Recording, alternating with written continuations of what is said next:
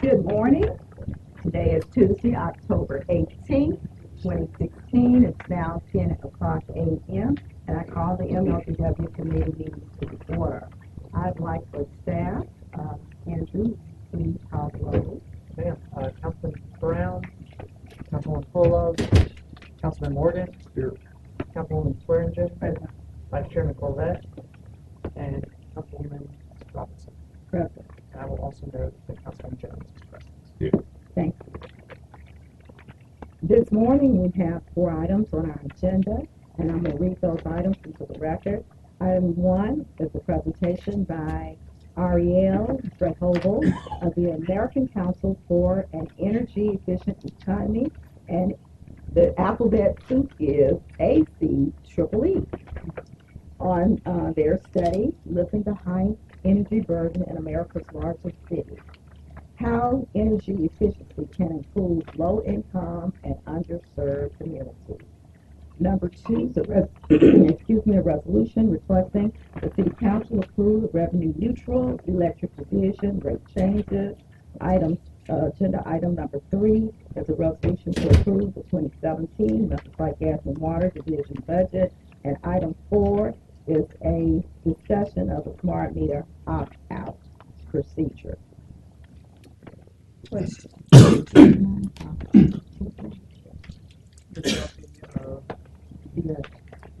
MLGW budget. Can you get somebody here? Okay, I'm sorry. We moved my budget book. Okay, we'll get it in the presentation. Okay, thank you. So first this morning, I'd really like to thank Ariel for being here today and sharing with us. She traveled here from Washington, D.C. by my invitation, and I appreciate you accepting it.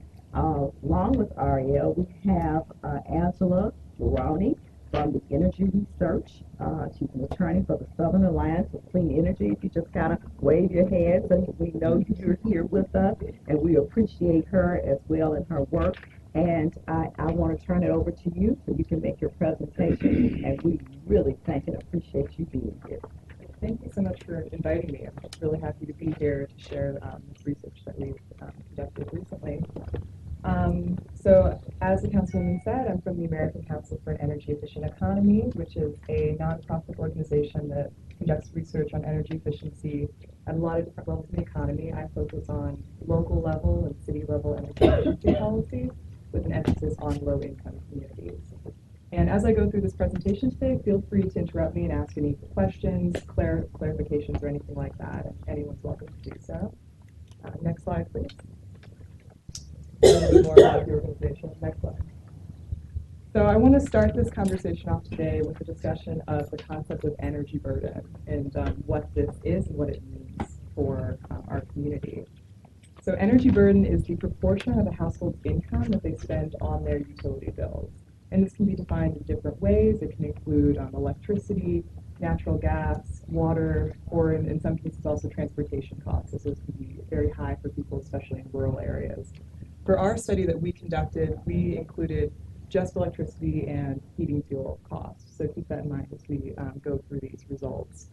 And it's important to remember that all households have an energy burden, but some of these will be higher than others. And academics, not myself in particular, but academics studying this research have determined that the level of about 6%, some say 11, but the consensus is really 6% constitutes a high energy burden that's difficult for individuals to afford. So you really want to try to keep those energy burdens under 6%. And through this study, we found that the average energy burden across the cities in the country was at about 3.5% of income spent on utility bills. And just for an example of what some states are doing in this area, the state of New York recently announced that they've set a goal to try to keep all energy burdens in the state below 6%. They haven't really set a plan on how they're going to do that yet, but they're working towards that goal, which is a great goal. Next slide, please. So what causes these higher energy burdens that are above 6% and difficult for people to afford? So there are a few different causes that we've put into 4 different categories. The first are physical factors can lead to high energy burdens, such as the inefficiencies in someone's home, inefficient heating and cooling systems, insulation, old appliances that use a lot of energy. So if you live in an inefficient home, it'll take more energy to keep that home properly cooled and heated to the right level, and that can lead to more energy. Economic factors such as lower incomes, also the high upfront costs to upgrade your home with better insulation or energy efficiency upgrades can be a barrier for many people to lower their energy burden. Next would be policy factors such as access to programs that can help people manage their energy burdens, such as bill assistance programs, which provide money or funds to households that have high burdens to help lower that bill. And then there's weatherization and energy efficiency programs, which are funded by federal, state, and utility dollars that provide measures to households to help them manage these high burdens. And then lastly would be behavioral factors such as knowing information about these programs that are available, and also knowing how to conserve energy. But there's also other factors such as some people might have to use more energy due to age or disability. So there's a lot of things to keep in mind. And all of these factors kind of work together to influence the level of an energy burden experienced by a household. And it's also important to keep in mind that low utility rates don't necessarily lead to low energy burdens and affordable energy in communities. And when we did this study, we found that in a lot of areas of the country that have lower utility rates, the burdens were actually higher, which can be due to a lot of reasons, combining these factors in older housing, less energy efficiency programs, and such. So that's an important thing to keep in mind, that lowering rates isn't necessarily going to lower energy burdens. Next slide, please. And I think it's also important to keep in mind how these high energy burdens affect communities and families. And there's a lot of many adverse effects that people and communities will experience if they are experiencing these high energy burdens. For example, high energy burdens lead to a lot of physical health problems. If you're living in an inefficient home that isn't properly insulated or heated and cooled to the right level, there's increased cases of asthma, respiratory diseases, heart disease, especially for children. Children are twice as likely to experience asthma if they're living in an underheated or cooled home. Secondly, energy burdens can lead to increased mental health problems such as stress, anxiety. For children, this can be a five-fold increase, studies have found. Also decreased educational achievement. It's hard to do well in school if you don't have a properly cooled or heated environment. And as I've said, these effects are important when we think about children and also elderly members of our communities. And having high energy burdens also perpetuates poverty. If you have to spend a great portion of your income on your utility bills, you have less of it to spend on other necessities such as food, medicines, things for your children or family members, and it really perpetuates poverty and getting out of poverty. So I'm here to talk to you today about the report that we wrote. Came out earlier this year. And in this study, we looked at 48 of the largest cities in the country, and we measured home energy burdens, so electricity and heating fuels for households within each of those cities. And to do this, we used the American Housing Survey, which is a survey conducted by the Census Bureau, where they gather data at the household level, so through interviews with individuals in households who then self-reported this data to the Census Bureau. So the numbers that we used were self-reported numbers on income and average utility bill, household size, things like that. So you can keep that in mind as we go through these results. And we also looked at specific groups within each city, such as low-income households, African American, Latino renters, and affordable multifamily households. And here are some of the high-level findings that we found. So these are median energy burdens across all households in the study. And you can see a lot of these burdens tended to be higher in the southeast region, and in the Midwest region also had higher burdens. And these are the cities that we looked at as well, which are some of the largest cities in the country. And you can find this report on the ACEEE website at acee.org if you're interested in looking at the report in more detail as well. Next slide, please. So here are some of the results zoomed in on the southeast region in particular. You can see the first bar there is the energy burden on average for low-income households. The second is low-income multifamily households. Then we have African American, then Latino, and then renting households. And then the last bar, that orange bar on the end, is the city median overall. So you can see here that Memphis had the highest energy burdens in the southeast region, and also the highest energy burdens out of all of the rest of the cities in the study as well. And it's also important to keep in mind that this data is looking at the whole metropolitan statistical area, so not just the city centers for all of these cities. So for Memphis, that would be the whole MSA region.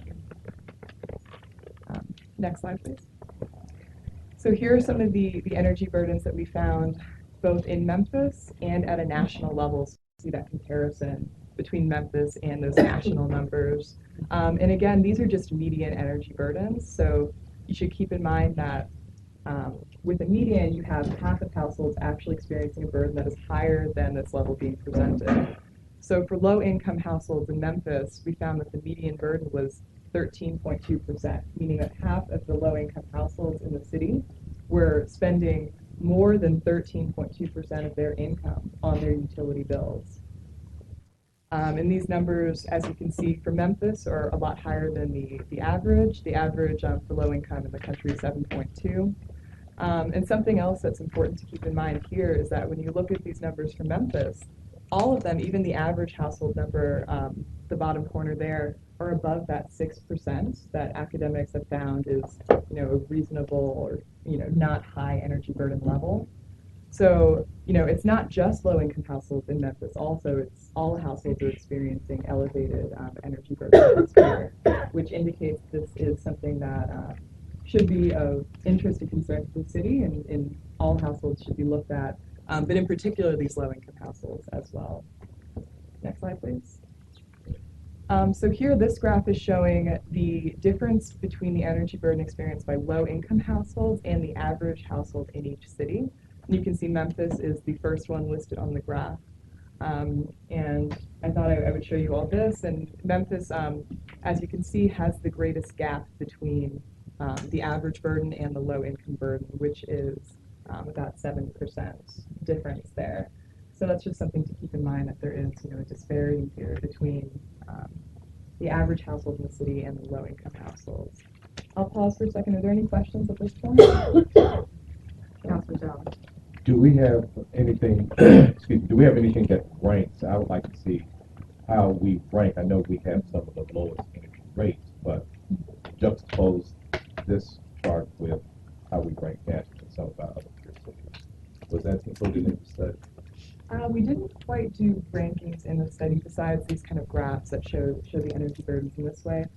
One thing I should note for this study is that we didn't normalize the data by any factors for the cities, such as climate or anything like that. So we're a little cautious about ranking cities against one another, but that would be interesting to look more into cities that have similar climates or political kind of situations to see how they're different, and even look into what certain cities are doing and others aren't doing. So that's something that we're looking to do more of. But I could definitely look into that for you in the future. And if things are not normalized, would it be correct to say that because if a city has a higher poverty rate, then the amount of people who are paying a greater amount, it would be somewhat exaggerated compared to other cities, correct?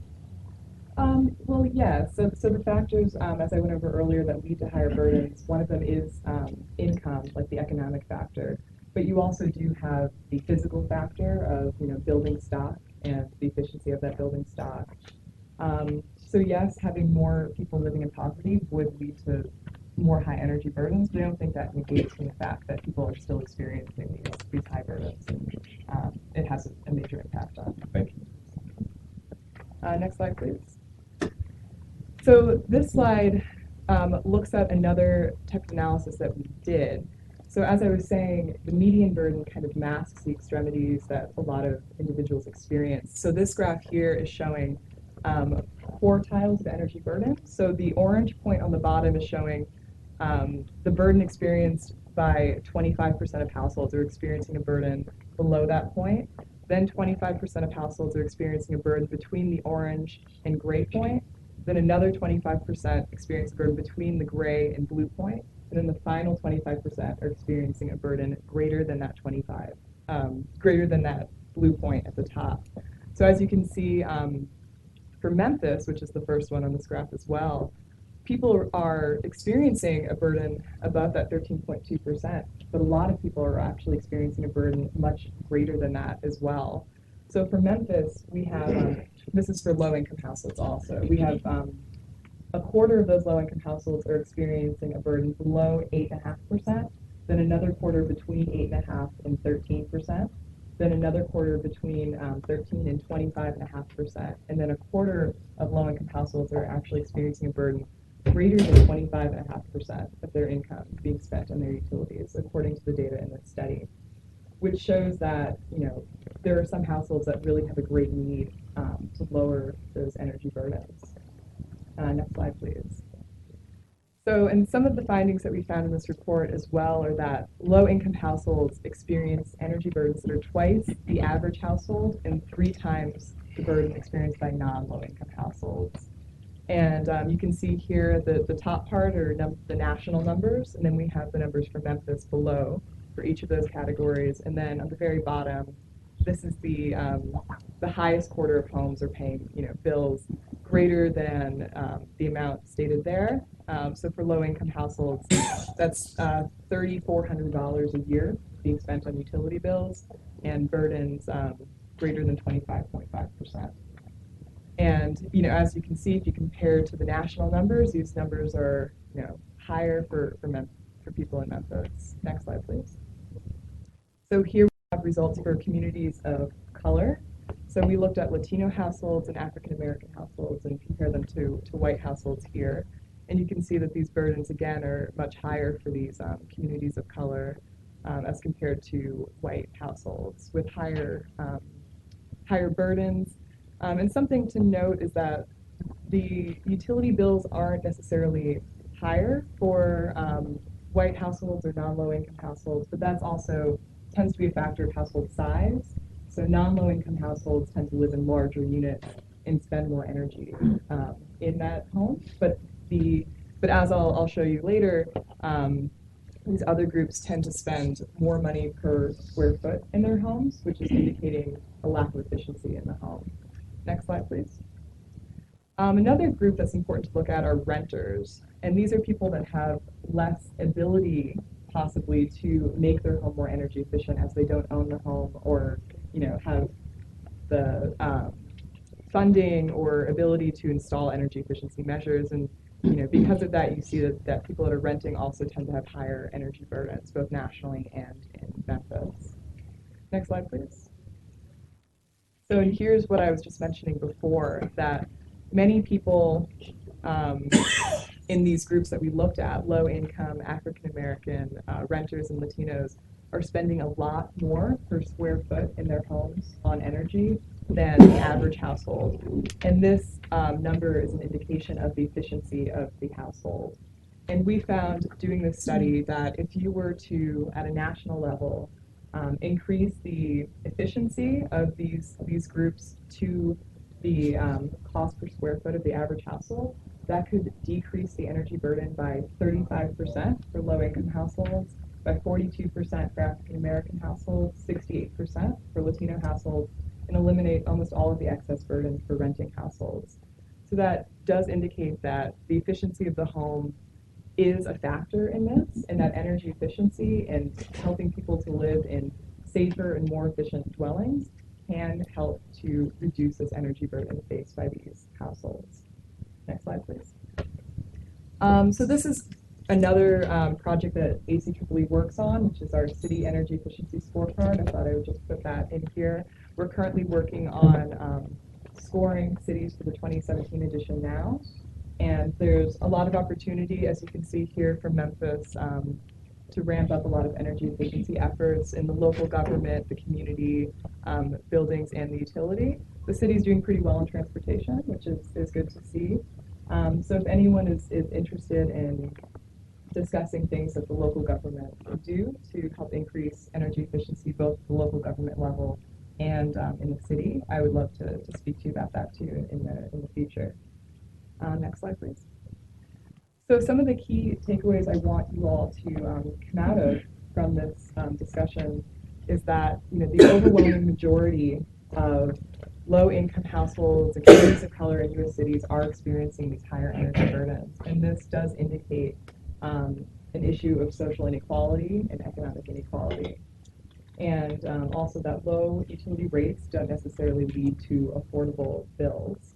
And we really need to make sure that people are able to use less energy in order to lower their bills. And the city of Memphis has some of the highest energy burdens in the country, but there's also a lot of opportunities to help lower these high energy burdens through increased policies, programs, and other things that I'm sure will be discussed in the coming weeks. And it's also good to keep in mind that energy efficiency can be one of the solutions to this issue and can help address these high energy burdens.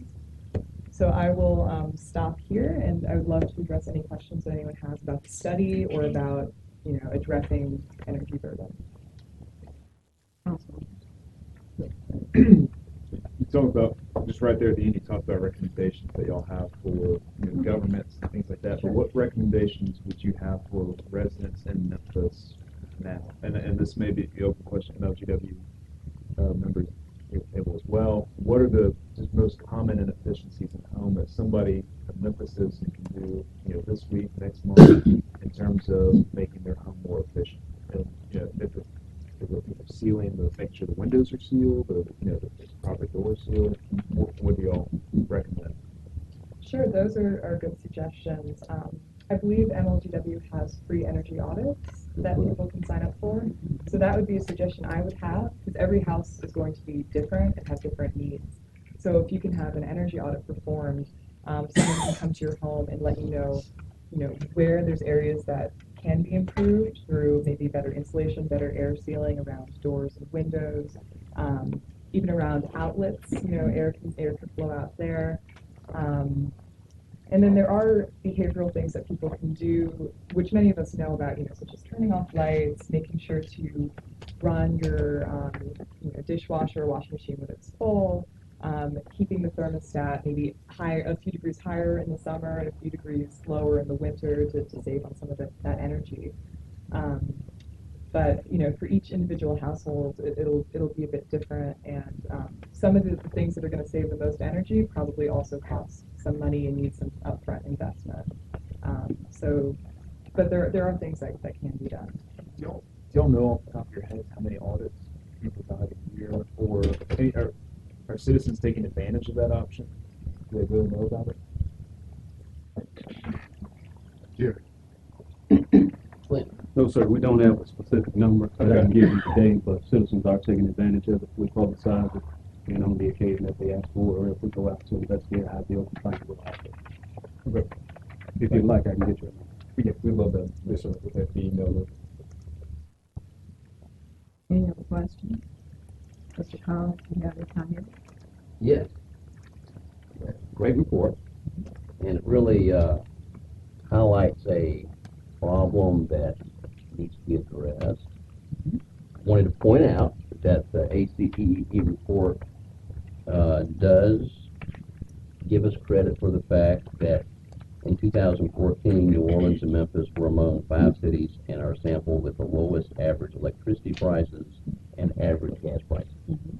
So just wanted to say ACEE recognizes the fact that we have very low rates.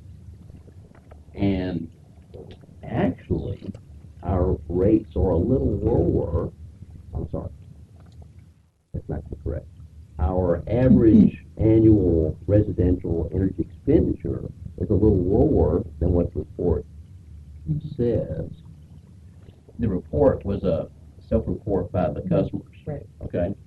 And so Memphis is a little different than a lot of cities, because when you call somebody in Nashville and ask them how much they spend on average for electricity, well, they get one bill that has electricity and only electricity on it.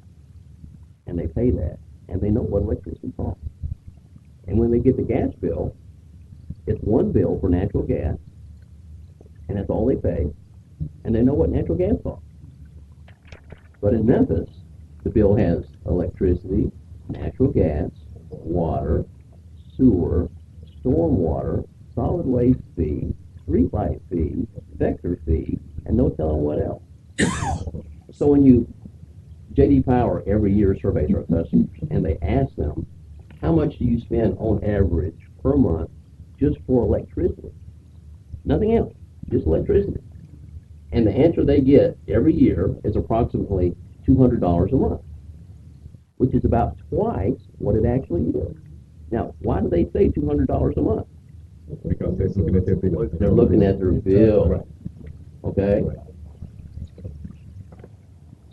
And so this report says, for instance, like the median is about $2,700 a year for energy.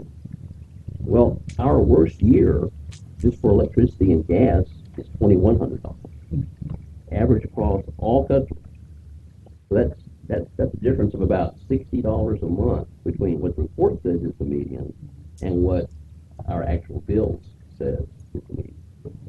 Now, we're still going to have one of the higher energy burdens based on low income of our city and county.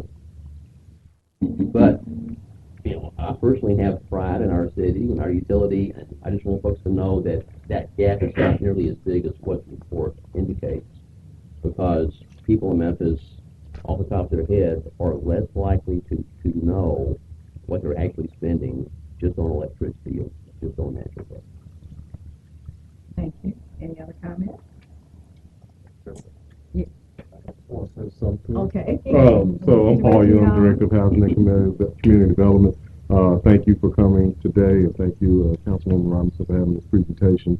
Next council meeting, November 1st, Housing and Community Development will be bringing a contract to you guys to accept the weatherization program from the state of Tennessee, and it's going to address some of these issues that have been talked about today. Energy burden is a significant issue in this community, and we want to do everything we can to make sure that we are providing an opportunity for citizens to be able to make improvements to their facilities. Like I said, it will not be enough. It will be a drop in the bucket in terms of the need. We will do about 57 units a year, but even still, we want to put something together that provides an opportunity for citizens to be able to make these improvements and also have a potential vessel for future investment from other agencies as well. So just wanted to make sure that was known. Thank you for that. So where do we go from here? If you look at the slide, November 1st, we'll have a presentation from Director Young on the very thing that you just shared with us. November 15th, we hope to have presentations from MLGW on their energy efficiency data, credit policies, and project care. Later in December, we hope to have some discussion on some solutions around the energy burden in our community, some legislative action that we may need to take, and possibly policy changes. And the reason that I want to share this with the council this morning, in our community, we have a great burden, and it's our responsibility as the representatives of the community to ensure that our community knows what they need to do, the information they need, because if they don't have the knowledge and information, and we don't push it and make sure that we talk about that in our town hall meetings and the neighborhood association meetings, it's our responsibility to get that information out, and that discussion should start here. And I appreciate you all being here today to hear this presentation. And thank you, Ariel. This has been a great conversation, and I really appreciate President Collins for sharing that information about how we view our utility bills here in Memphis. That's right. Yes. I just thought about that. Sam, can you go back? I think it's right there. Looking at the latest residential and commercial energy codes as far as areas for improvement, increase resources for code compliance, and adopt building benchmarking and transparency policies. Can you elaborate on that? Because when I see that and I see the numbers that we have for renters, and I think about, I don't know where we compare some of our peer cities as it relates to the number of renters per capita compared to some of the others, but not necessarily to call them offenders, but landlords may be hesitant to make some of these improvements. And as you mentioned, a renter who lives there may be limited as far as resources or may not have the ability to make any modifications whatsoever to these. So can you talk about some things that some of the other cities have done in order to address this? Because this is just seeing that and not having any experience in this. I'm looking at it blindly and have no knowledge about it. So can you tell us what some of the cities who didn't have that as an area of improvement, what they've done? Sure. So these suggestions are kind of speaking more to city level building codes, and so you're talking more about sort of that the renter kind of tenant relationship and how like a tenant can help get more efficient things in their home. Different cities have done this in different ways. Some have developed programs where they partner with the utility to try to provide some incentives for landlords to make these improvements. In some cases, because as you're saying, if the tenant is paying for the utility bills too, there isn't as much incentive. If the landlord is paying for the utility bills, then you can kind of help make more of an incentive. In other cities too, all of the programs that the landlord could use could be kind of put together and made easy for them to, get the resources available to them. Because for a lot of landlords too, they just, don't have as much time or ability to make these changes. So we have some researchers at ACEEE that work particularly on multifamily housing and how to overcome these barriers. And I could send you some of the reports that we've done, some of the recommendations there. I would say in this case, I don't think the utility doesn't have any programs targeted at multifamily or apartment buildings at this time, right? We actually have the renters ordinance that we passed several years ago. I think we're the only city in the country that has this. It gives MLGW the authority to inspect rental property to make sure it meets certain energy efficiency standards. And if it doesn't meet those standards, we can take the landlord to court. Can you provide to us how many times we've actually exercised the right to do that Yes. on a yearly basis? Yes. Okay. I'll add that to the scheduled presentation. Okay. Thank you for your presentation. The second item on our agenda, a resolution requesting the city council approve the revenue neutral net division rate. Can I get a motion to put it on the floor? So moved. Second. Thank you, President Collins. Ms. Baird.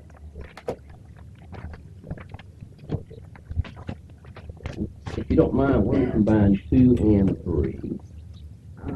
Council members, by acclamation, is that okay?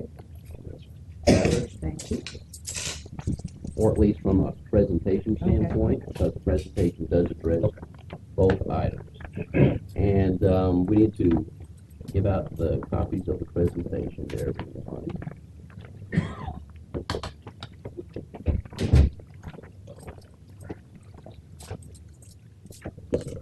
So we will be discussing the resolution to approve the MLGW budget.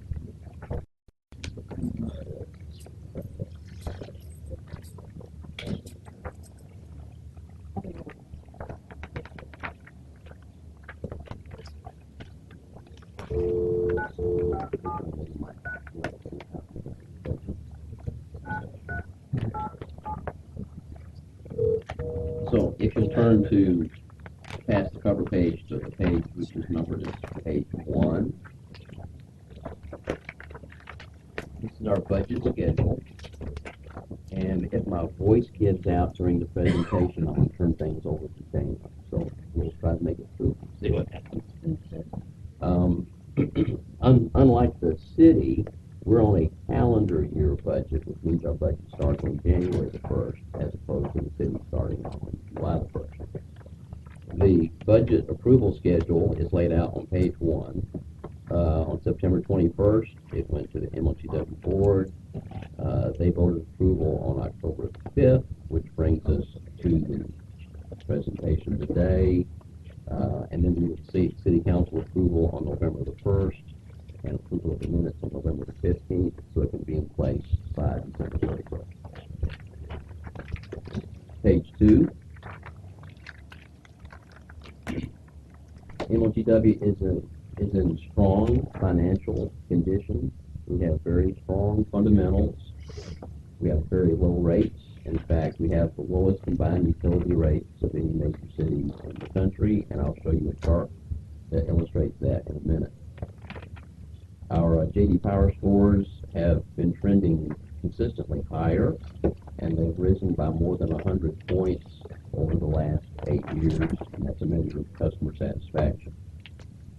MLGW is also a 5-time winner of the RP3 Reliable Public Power Provider Award by the American Public Power Association. We'll turn to page 3.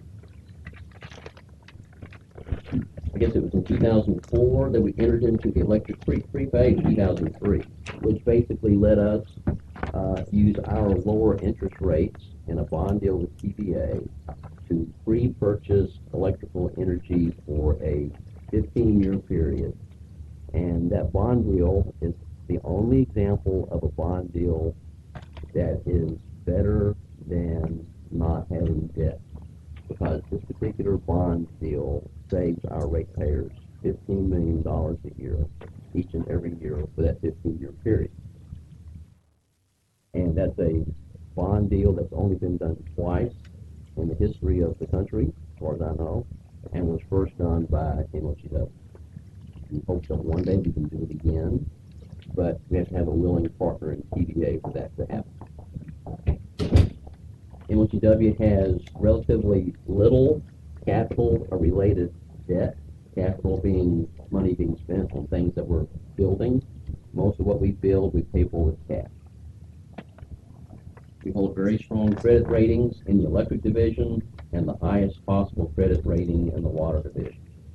In the electric division, we have a AA plus by Standard & Poor's. In the gas division, it's AA minus, and the water division is AAA, and very few utilities ever get a AAA rating. The AA plus in the electric division, I think there's only one utility that has a AAA in the electric division, and that would be TVA, because they're supposedly backed by the federal government. But if you look at everybody else, AA plus is the highest, and we have the highest bond rating for electric. In my mind, our job is to improve the economic well-being and the quality of life for all of our customers. And part of that is making sure that we have very low rates.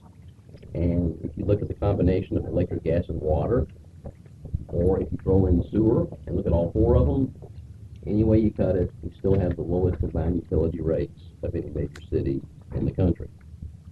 And for a city that has a 26% poverty rate, and for a city where 43% of our kids live in poverty, it's important that we have low rates, and in fact, we do.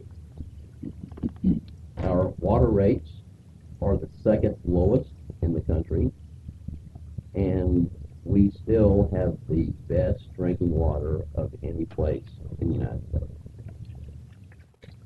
Our rates have been flat for a long period of time. There's been no electric increase since 2004, and no gas rate increase since 2008. The next page is an apples-to-apples comparison of our utility rates versus other major cities across the country. And so this shows that we have the lowest rates based on the same usage. But the picture is actually even better than what this bar graph shows, because if you look at the cities that are east of us and south of us, they have much less access to natural gas for the purposes of heating their homes. Natural gas is one of the cheapest ways to heat a home, and it's far cheaper than heating your home with electricity. But many cities east of here and south of here heat their homes with electricity. So in the winter months, when our customers might have a $100 or $150 heating bill, cities east of us and south of us, that same period of time, might have a $500 heating bill, because they don't have as much access to natural gas Why is that? because of the pipeline availability. We've got 3 major natural gas pipelines that serve Memphis. As you get east here and south of here, you're going further away from the sources of natural gas, and the pipelines are not as plentiful, and you can't get as much natural gas.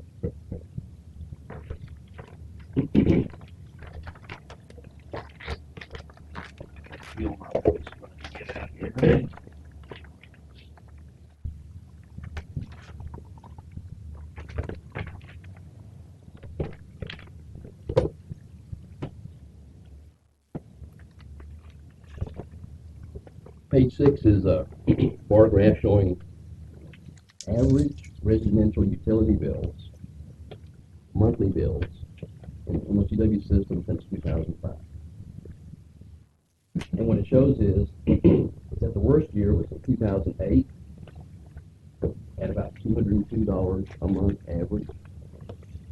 And this year, we're projecting that the average utility bill is going to be $162. So why did it drop from $202 in 2008 to where it is now? That's one of the reasons, absolutely, the price of natural gas. All right. Page 7 shows basically what we were talking about a few minutes ago in terms of the various items that are on the MLGW bill compared to other cities. That's the top box, the light green. We have about 23% of the total bill that is comprised of really things that are not MLGW related per se, things like the solid waste fee, sewer charges, etc. The MLGW controllable costs really are the cost of operating MLGW, labor, materials, etc. And then power and gas cost is the biggest chunk, 52%. That is the power we buy from TVA, the natural gas we buy from various suppliers, and the pipeline charges we pay to the 3 interstate pipelines we just discussed. In terms of this year's budget on our positions, essentially we have a net of 0 new positions. We essentially reclassified various positions that were vacant from one classification to another. Our emphasis here has really been on having positions available for infrastructure improvement, construction-related positions. For example, dealing with the lead water line issues. We've got a couple of extra crews that are really built into these position restructures. And our infrastructure and assets are something we pay a lot of attention to in terms of making sure that we maintain our system, that we have a system that will continue to serve our customers many years in the future. So we look at depreciation rates, the amount of our plant that is fully depreciated, or the relative percentage of depreciation. And if we're less than 50% depreciated, this is a general kind of industry standard, then we're considered not to have a serious infrastructure problem. So the electric is 44% depreciated, gas 49%, water 38%.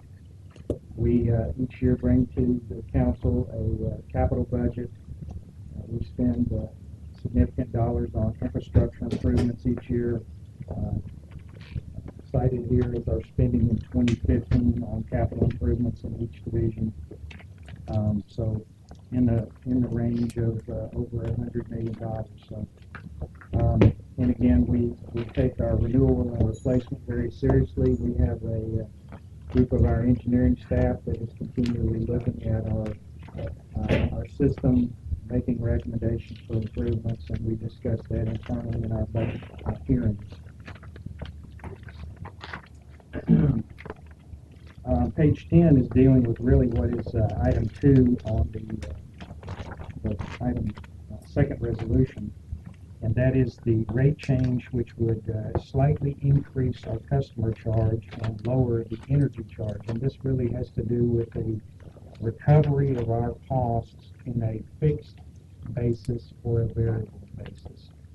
So we have the vast majority of MLGW's own costs for labor, materials, etc., are of a fixed nature. They do not vary with how much energy is used by customers.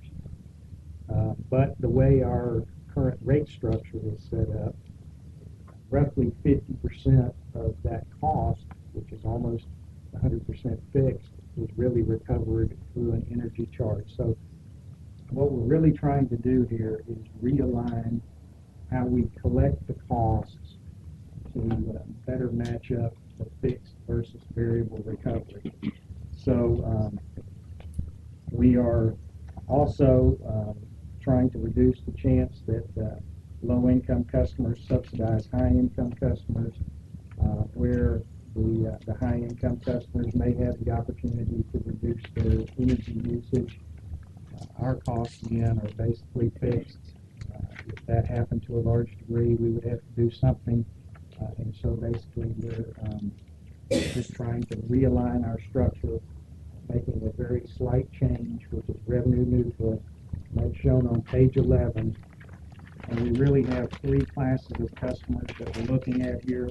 The residential, the current customer charge for residential, this is the charge that you would get every month for having service. And electric is $10.60 a month, and we're proposing to increase that by $1 to $11.60. The other classes, GSA 1, 0 to 50, 51 to 1,000, these are all commercial classes of customers. And again, these customer charges would go up slightly, but then the energy charges would go down slightly, so that overall there would be no increase in revenue for MLGW. Let me pause here and see if there are any questions about it. Going back to page 9, you talk about utilities assets are less than 50% depreciated. What is the depreciation schedule for these types of assets? It depends on the nature of the asset, but generally 25, 30 years is fairly typical. Some of our pipe, for instance, water system may be longer than that, in the 40-year range, but it varies by particular asset.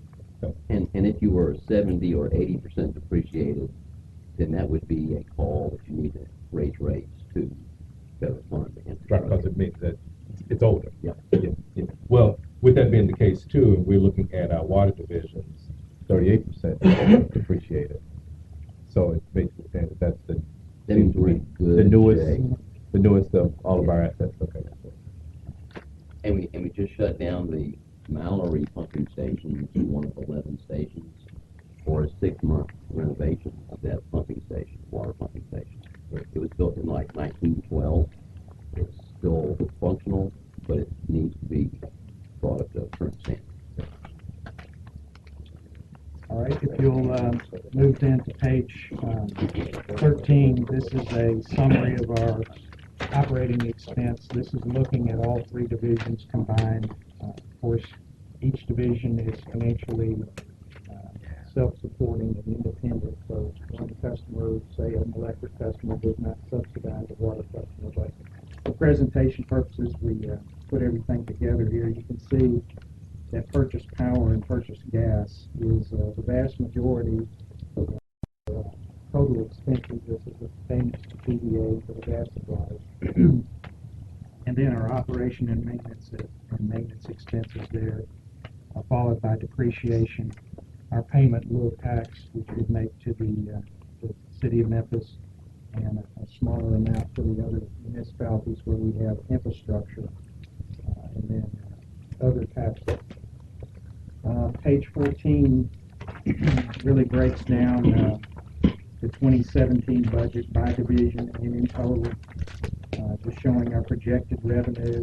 We do a forecast based on our number of customers, our typical usage, looking at weather and so on like that. We project what our revenue is. Then you can see our O&M expense broken down by division, purchase power, and so on. The key number I'll draw your attention to is really in the bottom right corner. which is our total operating and capital budget of $1.9 billion. And again, of that, about $1.1 billion is power and gas costs. And also call your attention to the line that says payment in lieu of taxes. And again, all these numbers are in thousands. So under the electric column, payment in lieu of taxes means that our electric division is paying $51 million in 2017 as payments in lieu of taxes. The gas division will pay $22 million, and the water division about $4.4 million, for a total of $78 million payment in lieu of taxes. And that number keeps going up, which is okay. And we'll show you a graph, I think, a little later that actually shows the trend on payment in lieu of taxes over the years. Just on the topic, I was under the impression that we were capped at 45 million for payment for the taxes. Is that only show There is a cap based on state law, and it's also based on the value of your assets. So it's not a hard and fast 45 million, I don't believe, and I don't have legal counsel here with me. But basically, when the electric division is paying $51 million, it is paying essentially, correct me if I'm wrong, every penny it can pay under state law. Basically, for electric and gas, there's a state law that dictates the calculation of how the payment in lieu of tax will be calculated. It's a combination of the plant value of our assets multiplied by essentially the property tax rate. There's another component that's really our margin piece, our revenue less power costs. So the state law does mandate essentially how you calculate local payment, and that is the maximum payment. And then typically the city will ask for the maximum payment. We'll pass a resolution requesting that from the MLGW. So there is a maximum cap, but it is formula driven. It is not a hard and fast certain dollar number. Okay. So as we add, we have a referendum of changing the distribution now, but I thought the hard cap. So, so for example, as we add infrastructure, as we continue to renew and replace our assets, then that payment to a tax also.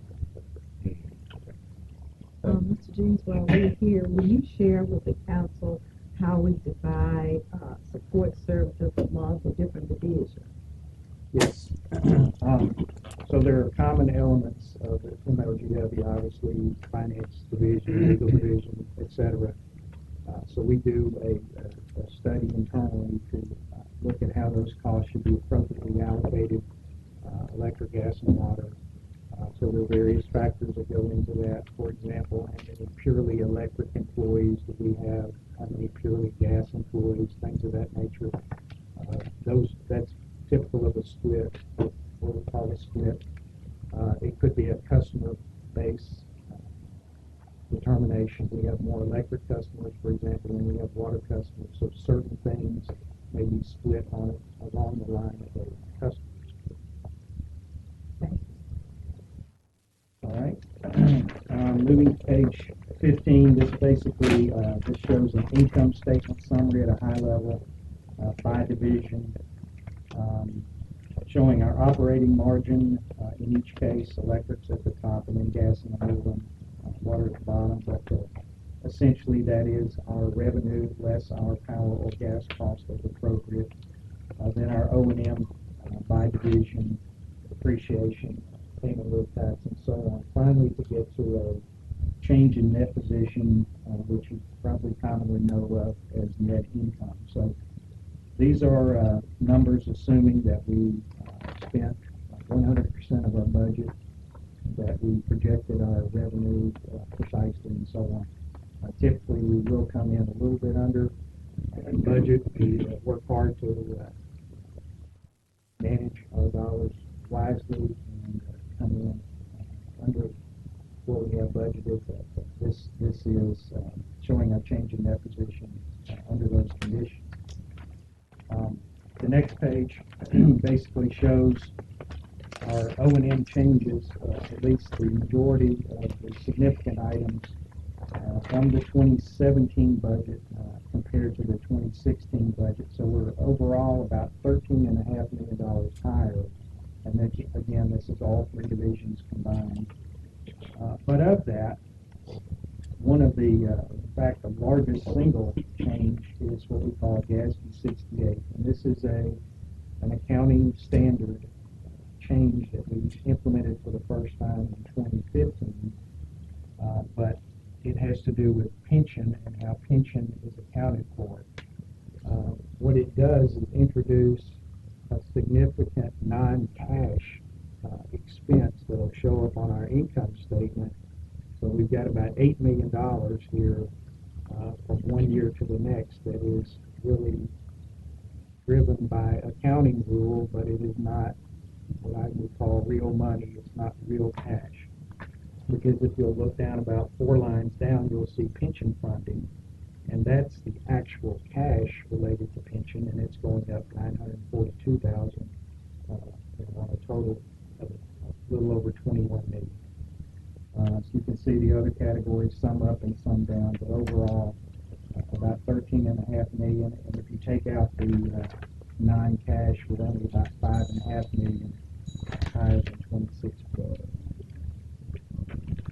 Page 17 is a pie chart that breaks down that $387.9 million O&M expense into the various categories. The largest is labor, followed by medical insurance, our pension funding, OPEB, tree trimming, and so on, down to various categories.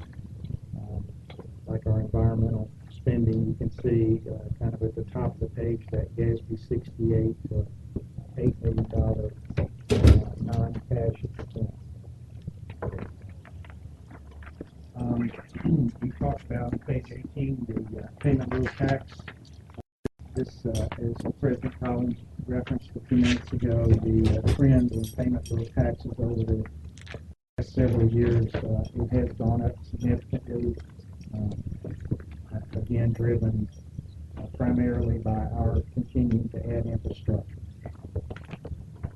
The capital budget overview is on page 19. This shows our $227 million spending and how that capital budget is broken down by electric, gas, and water divisions. Page 20 provides some significant projects of the electric capital detail, and then a breakdown by whether that's substation, transmission, distribution, or renewable plant. Purchase of metering and equipment, about 4 or 5 lines down, meter data management system, and then the bottom, from the bottom, the second line up, smart meter infrastructure. All those are really related to the smart meter deployment that is underway now. Page 21 shows similar information for the gas division.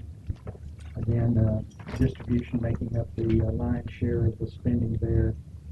About almost 25 million for metering equipment. And then page 22 shows the same type of information for the water division. We've got about almost $18 million in purchase of meters there. And notice on page 22 that the Mallory water treatment plant, the Allen water treatment plant, the Davis plant, Lickman plant are all in line for a certain degree of renovations in 2007. So that basically concludes our presentation. If we have to answer any questions, Councilman. Do you have any questions on the budget presentation? Councilman Brown. Thank you. I see a 40-some-odd% increase in the OPEB amount. What has been the, have we had increases like that in the past? What's accounting for such a drastic increase? Each year, our actuary does a study, and this year's study showed a higher required funding, and it's really driven by nationwide cost of prescription drugs, particularly specialty drugs. It is really independent of how much MLGW is spending their actuarial studies take into account not only what's going on at MLGW, but it also takes into account what's going on nationwide. We have been doing a good job of controlling our costs, but we are being impacted by what's going on kind of around the country. And we hope that the specialty drug situation will improve because people that are being treated with specialty drugs that might cost for one person $100,000 in 1 year, well, those folks are going to be well pretty soon.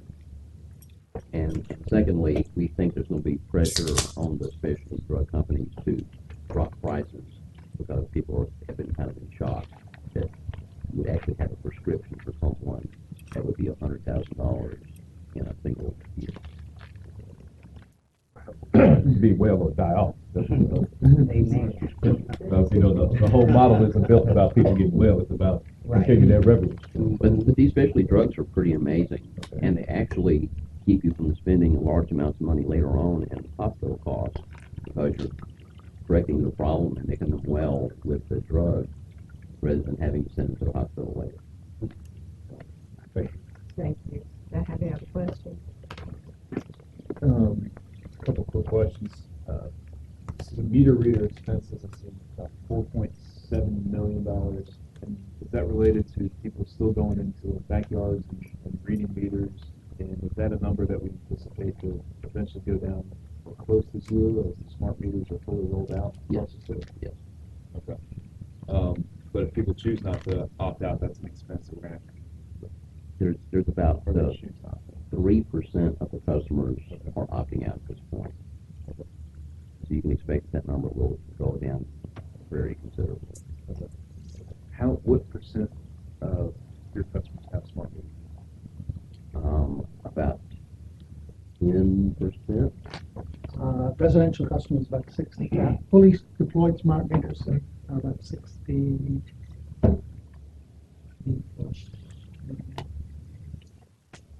80,000 out of 360,000. Okay, closer to 20. $2 million for injuries and damages. What are kind of those common injuries and damages we're talking about there? This really is a workers' compensation program. Also, it includes claims, damages, etc. And just for historical perspective, I know it's I guess a net loss of about $60 million. Typically, just given that everything projects out as you have it here, over the past few years, what has been what have the annual projections been over the last few years? The projections Or actuals? actuals are much better than the projections. Okay. And we set goals for every VP and every director. Here's your budget, but we want you to be innovative and come up with better ways, cheaper ways to get the same job done. So they've been great about coming up with innovations, and typically we finish with positive net income. Oh, is that right? Okay. So, because it'd be a big problem if we saw a change in that position where it's positive 250 million. We said, well, maybe we're overcharging people. We can scale that back. But I just didn't know how typical it is to be projecting negative 60. It won't be negative 60. Okay. Okay. Thank you. Councilman Spinoza? Thank you. Page 16, looking at the purchase of software, the 2016 budget and 2017 budget, almost a 20% decrease. Just curious as to what that difference entails. I like technology, I'm kind of a nerd. So just curious as to what that software, what all falls into there. This is going to be a variety of things. I'm not sure I can zero in on one particular We can thing. talk about it. Actually, if there was something But we can send you a list of. perfect, yeah. I didn't know if you were going to say, oh, yes, it's the ABC initiative or something like that. Does that conclude your question? It does, yeah. Okay. I'll just look for that information. Thank you. Councilwoman Fuller? Thank you very much, Chairwoman.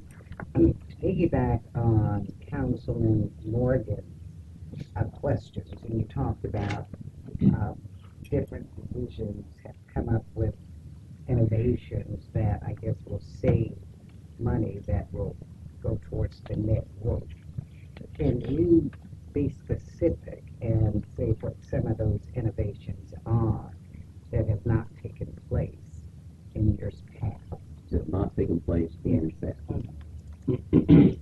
Well, obviously, the biggest innovation, which is going to have the biggest impact on the budget from a positive perspective, is the smart meters, because that will cut operating costs hugely, and that's being implemented over time.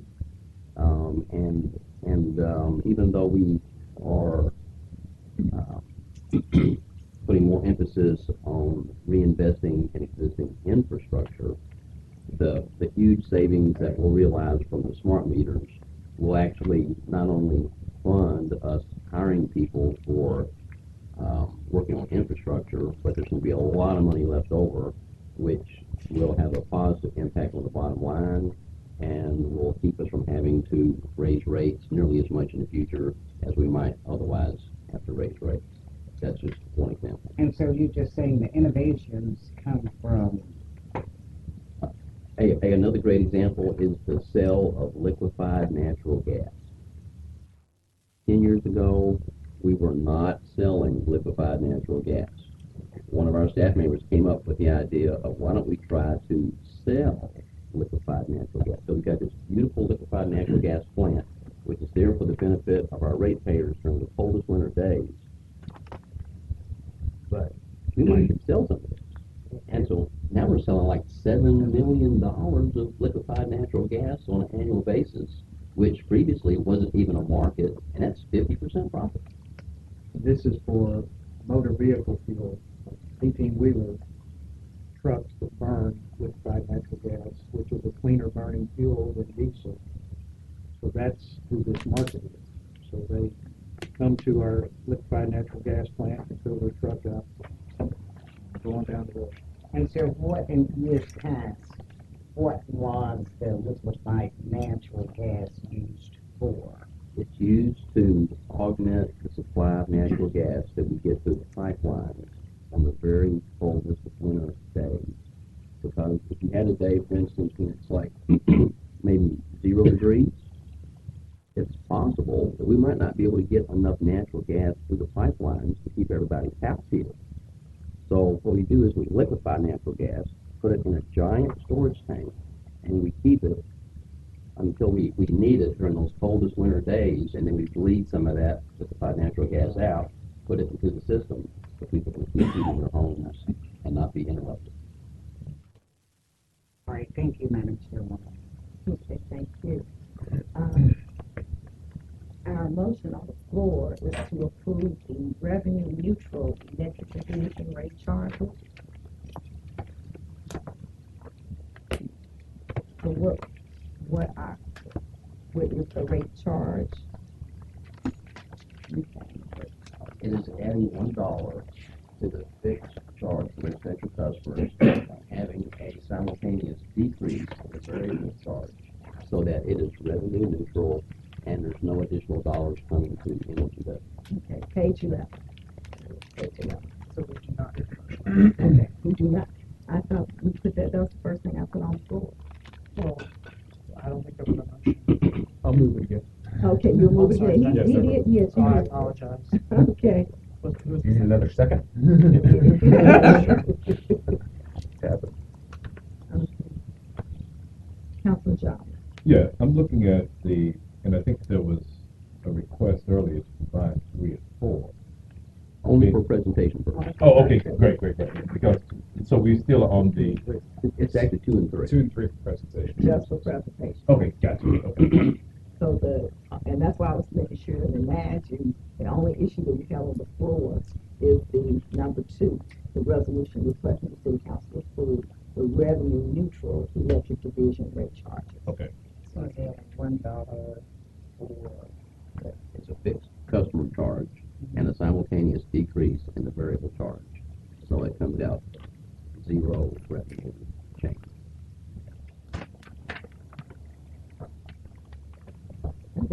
questions?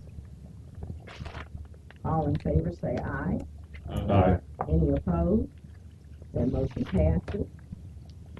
Now, we're not asking, we have a resolution to approve the budget, but we're just asking to move that downstairs, am I correct? It will work like any other resolution through the committee, then downstairs process, so it'll be downstairs 2 weeks for final approval by the full council. I need a motion on item number 3, resolution to approve the 2017 Memphis Light Gas and Water Division budget. Second. Now, who moved it? Who seconded it? I heard a lot of voices. I give it to Councilman Jarvis this time. Okay, thank you. And Yeah, I think I left out the most important part of the budget presentation. what is that? It includes no rate increase. Thank you. Should I get to that? Yeah, the 1 million People watching online are clapping. All in favor of moving resolution to approve the 2017 Memphis Light Gas and Water Division budget, say aye. Aye. Is there any opposals? Say nay. Ayes have it. That motion has been passed. The last item on our agenda this morning is a discussion of a smart meter opt-out procedure. Mr. Collins, will you review that procedure with us? Just give us an overview of that procedure, and then I'm going to give the floor to Councilwoman Guerra. I'm going to bring up, well, first of all, let me give credit for putting the budget together to Dana, Roman McElrath, Rod Fleet, to Tamika Young, and Cynthia Haley. Raise your hand. They're the ones that put the budget together, okay? Great job. Thank you. And I'm going to bring up Clive King and Chris Bieber. Can I just And- correct the number I gave you? It's closer to 50,000, not 80,000. Okay. Sorry about that. 50 out of 320. 360. 360. And before we begin, I've just had 3 town hall meetings, and Chris Beaver and his staff have been at all town hall meetings, all 3 of them, and I appreciate your time that you provide service to our community. And we've had probably, I don't know, 3, 4, 5, 6 people there at every one Yes, of those. yes, town yes, halls. yes. And the last one, we videotaped it, and, well, we've got a little presentation that's on next door. If you want to see it. Okay, very good. Thank So, would one of you like to go through the process for opt-out? Sure. If a customer gets a notification that they won the jackpot and the smart meters are coming. They have 30 days. It tells them how to opt out, in which case you call the call center and you ask for the opt-out forms. We send you the forms, you fill them out, send them back, and within a couple of days you are opted out. And it doesn't matter whether you have the smart meters or you don't have the smart meters. If you've already installed it and you change your mind, we'll come back and take those meters back. The process is pretty simple and works pretty well. And I'd like to bring to the council members' attention, you don't actually get a letter, you get a postcard. So when I've had my town hall meetings, there's been confusion because people were looking for an envelope that had a letter inside, and evidently, when the postcard came, they just tossed it because they were looking for a letter. Okay, I just want to make so everybody knows what the confusion was around the letter and the postcard. Okay, Councilwoman Swear. Thank you very much, Chair. Thank you so much for coming. Of course, there have been numerous concerns regarding the smart meter, and I experienced something that I would like to bring to the table as well. Less than 4 weeks ago, I received a phone call from APEC. They left a voice message. I called them back. And on the voicemail, they shared that they were going to come out to my community, my street, and they were going to update the meter. I called them back and she asked, I said, well, the update, is that a smart meter? They said, yes, it's a smart meter. And I asked because I know they're also installing digital meters. And so I wanted to make certain that I had Well, I could confirm that it was a smart meter. What do you think? May I, just for the benefit of everybody, smart meters are digital meters, but not all digital meters are smart meters. It's like a Pinto is a Ford, but not all Fords are Pintos. Okay. Now, when I called them back, they said, yes, it's a smart meter. I said, well, I would prefer not having one. Could you document it? They said, no problem. Now you need to call MLGW and share with them. I called them and I shared with them the message that APEC and the conversation that we had. And they said, well, it's not in your area, so it could not be a smart meter. But I said, well, could you send me an opt-out form anyway? They sent me an opt-out form. I viewed the form, and I had a question on the back that said, I read that you read the statement, MLG Smart Meter Opt-out Agreement, and that you acknowledge that I will be charged the existing higher service fees for utilizing this non-communicating meter and sign below. So if I keep the one that I presently have, they want to charge higher fees for utilizing it. So being in question, I went to MLGW downtown, went to customer service, and I said, could you explain this to me? And I highlighted it. She said, well, yeah, the meter that you presently have, we no longer make the parts for it. So if ever it's in need of being repaired, you're going to have to pay an expense. That's not correct. That's what she said. Well, that's incorrect. Okay, so this past Monday, well, she said it's not in your area. You don't have to worry about it. You will receive a postcard. After you receive the postcard, you can get. I said, you can send me the letter anyway. Last Monday, I was on fall break, thanks to the Lord, I was home. And I heard a knock at the door. And of course, I was showering. When I finally finished, I went to the door and I saw this green door hanger on my door. The guy in the white van was APEC. Then all of a sudden, I heard a boom, boom, boom, boom, boom, boom, boom, and my dog started barking. And I ran to the back, and the guy was taking off my meter. I said, what are you doing? I'm changing your meter. I said, what kind of meter are you changing it to? He said, it's a smart meter. Well, I was a little disturbed because I never received the postcard. I had not been notified. And I said, I wanted to be a part of the 3%. I wanted to opt out, and I didn't want the meeting. He said, well, you should have called that. I did. I left a message, and I shared it personally with APEC. And I received an opt-out letter, but of course I had some questions. I asked you a couple of meetings ago. I said, I'm going to bring it with me next time. So I hadn't sent it in yet because I wanted those questions answered, and I felt that I had some time.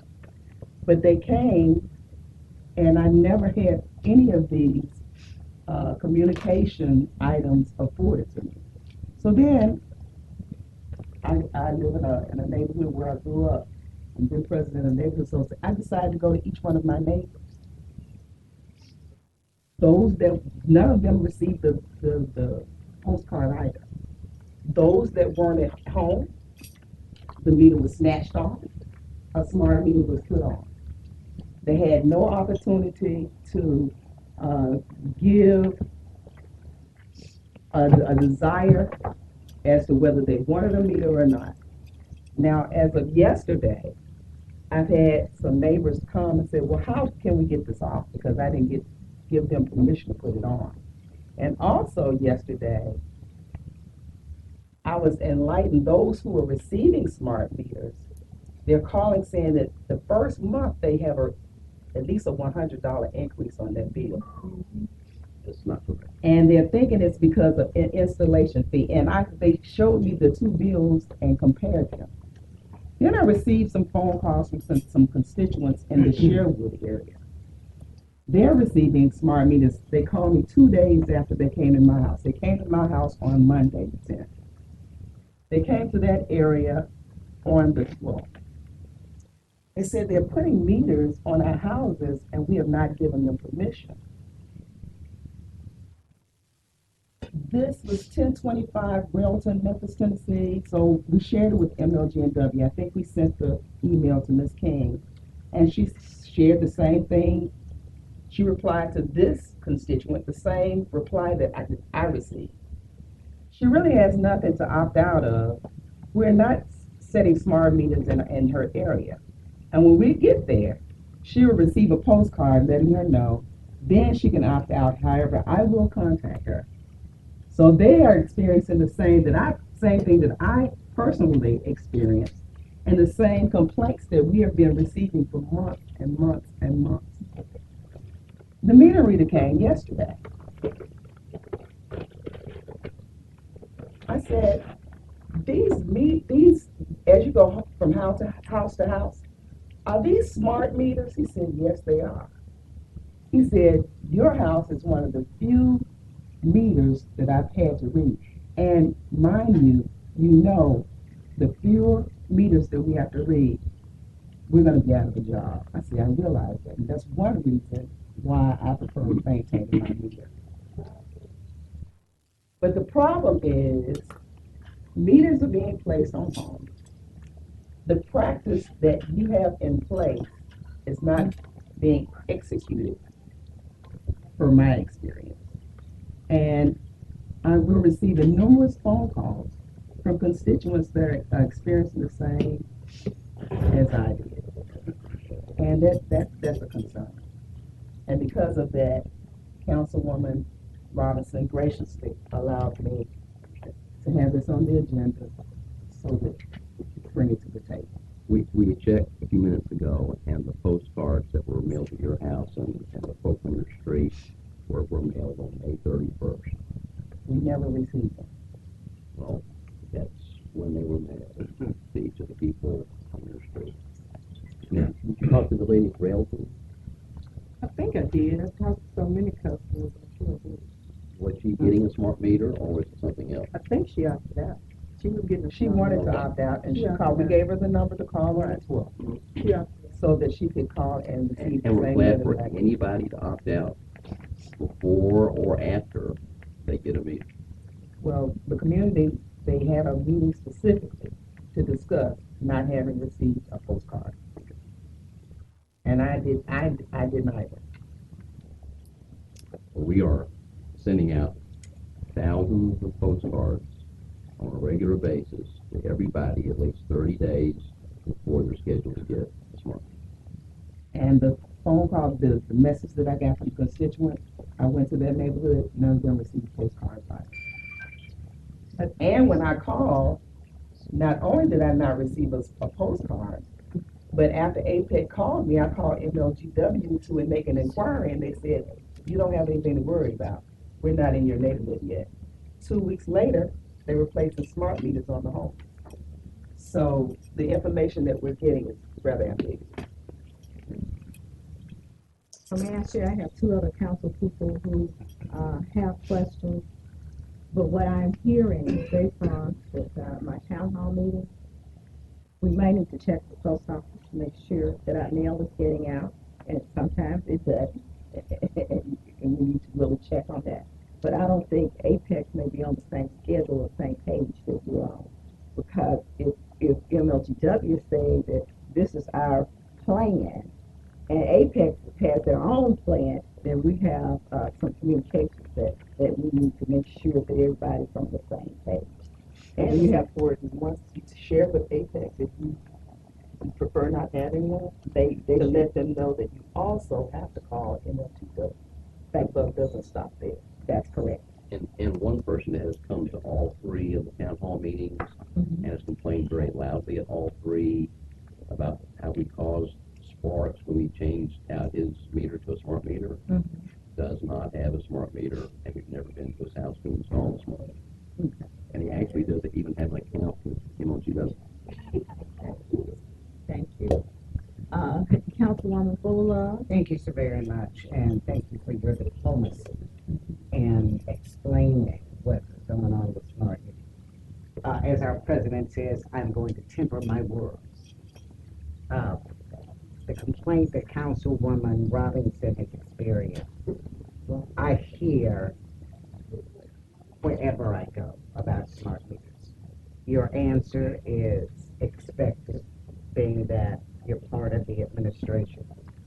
Now, being that you have contracted out with another company, that's not to say that you understand the behavior of those technicians that come on individuals' properties. And I don't hold you responsible for that, except that you have smart meters, but that's neither here nor there, because many customers have been threatened that if you don't get these smart meters, they're going up on your charges.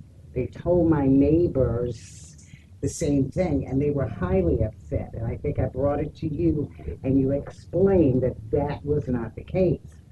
But similarly, there are people who have been told the exact same thing by these technicians, and some of them elderly, and they just didn't know what to do. I said, well, let's call LGW, let's get an opt-out letter, an opt-out card. You can opt out. Call them. They call and say, and the individual says, well, you can't opt out on the telephone. Okay, well, send me what I need to be sent because I want this meter off my home.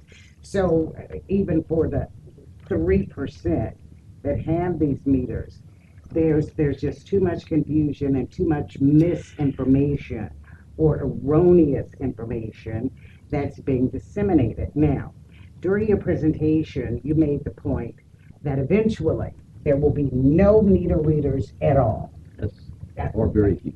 Okay, well, I'm quoting you. There will be no meter readers. Now you're saying very few. I attended a meeting a month or so ago for over 2 hours with meter readers who have been given 2 routes now instead of the 1 route that they used to have.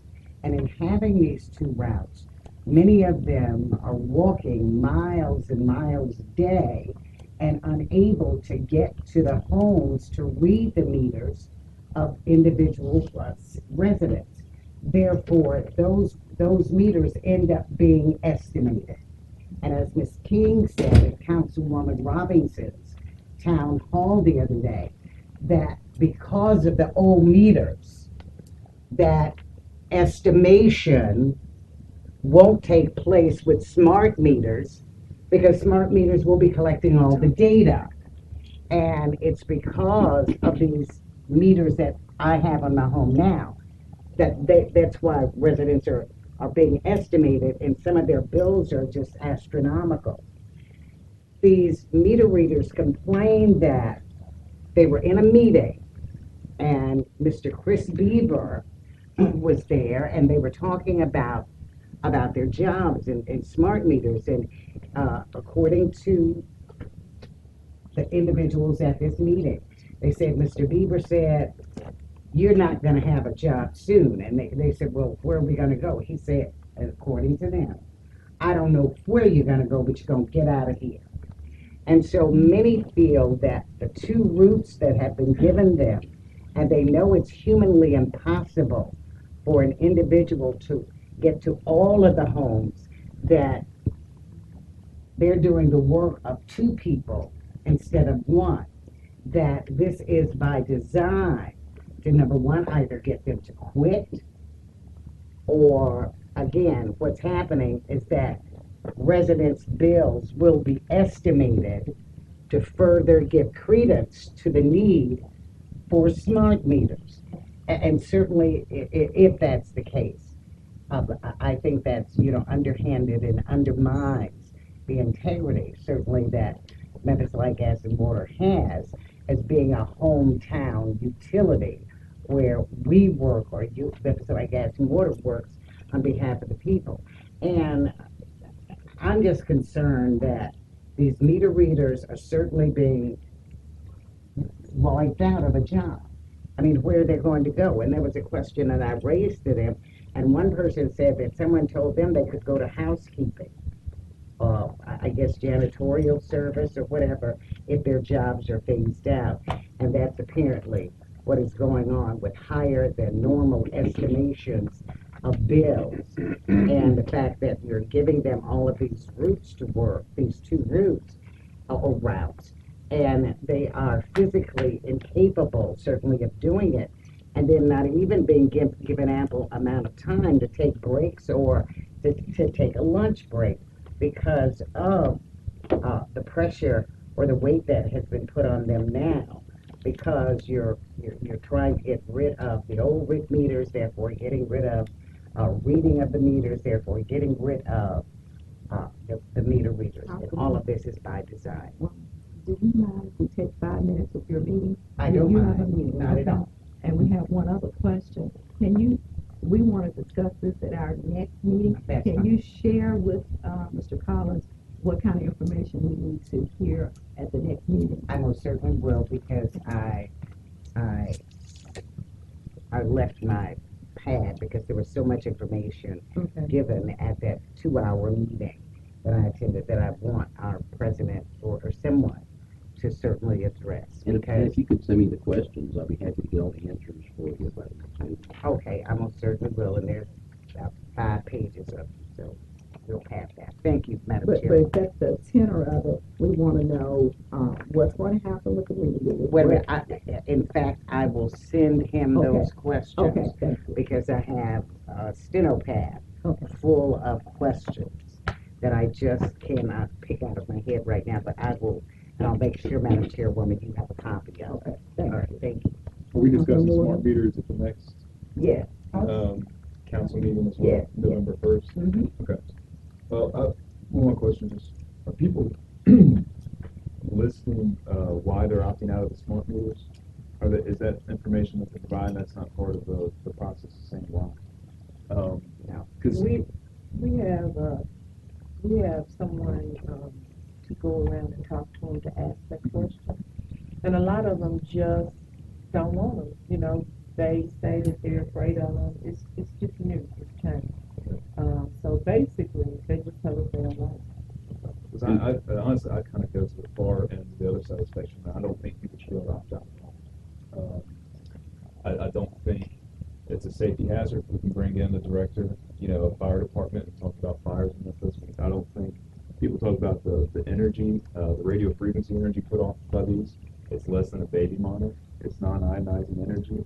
World Health Organization did a large study on all this technology back in '96, and that it's not dangerous enough, and that it's been tested with, if it's good and okay for babies, it's probably good and okay for the outside of offices too.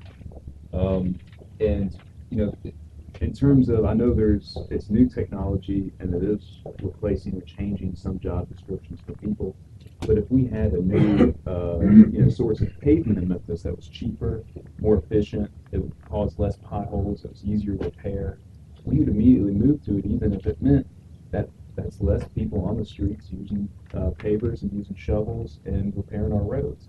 But it's the right thing to do, kind of as stewards of the citizens, taxpaying money, as stewards of your customers' fees and rates that they're paying. And I think it's the right thing to move to these smart meters. And same thing, just in terms of opt-out, Public Works doesn't let us opt out and use whatever trash can we want out front because we're, not comfortable with the new model, or we're not comfortable with the color green, or whatever it is. And I think this is another instance where, technology has changed, it's something new. I appreciate y'all making these efforts, but it is a lot of effort. I mean, y'all are mailing thousands of postcards every week. You have, you're doing these public meetings. It takes a lot of time and energy. In my opinion, something that I don't think we should be doing in the first place. And we're not laying anybody off. That's right. That's what the jobs are being transitioned, or give people opportunity, other opportunities in MLGW. Okay, Councilman. Very, very quickly. I thank God that we aren't living under a dictatorship where people are just thrown something, because all technology is not good technology. Councilman Morgan, if you would look around the country, there are some cities in California that have banned them totally. Cities across the country that have banned them totally. And there's a reason, and we won't get into that, but I'm just making a statement. I thank God that people do have the right to opt out. Now, maybe in the future, they'll come back and say, okay, they're okay. Let me get a smart meter.